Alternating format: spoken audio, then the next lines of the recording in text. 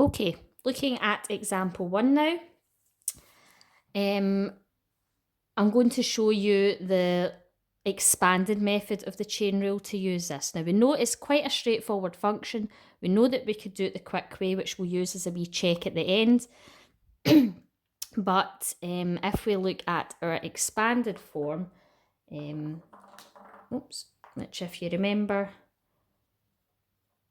was dy by dx equal to dy by du multiplied by du by dx. Now I'm going to keep a wee dot in there for my multiplication as opposed to a multiplication symbol, so I don't mix it up with an x term. The reason which this will be useful later on is when we look at rates of change question or related rates questions. Okay. When you go to do these kinds of questions, you want to be able to understand this expanded form of the chain rule. Okay, so we use a substitution. We let u equal something, and the kind of general rule is that we let the most complicated part, which is usually the bit in brackets, we let that be equal to u. So u is 5x plus 1, which means y will be equal to u to the power of 3. Okay, so we can then differentiate u with respect to x, which gives us a du by dx. And the derivative of 5x plus 1 is just 5. We can do the same here, differentiate y with respect to u. Okay, which gives us 3u squared.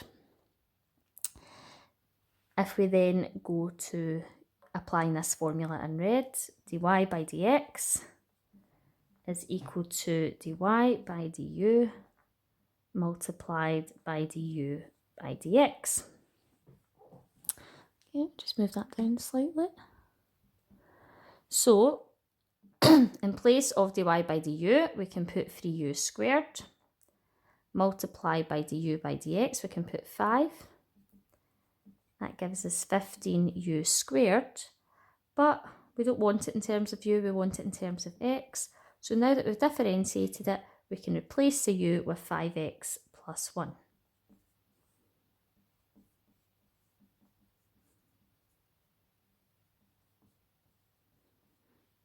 And that would be our final answer there. You can see that. Okay, now that seems quite complicated. There's quite a number of steps there, and we know that it would be easier to do the quick way, which we learned from higher. So if we just do a wee check then. So we started with 5x plus 1 all cubed, and normally you would go straight to dy by dx equal to, bring the power of 3 to the front, take 1 off the power, and then multiply by the derivative of the bracket, which is 5, leaving us with the 15 bracket 5x plus 1 all squared. Now, like I said, that seems much easier doing it this way compared to this method.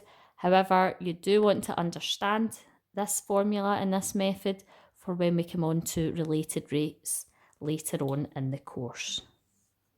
Okay.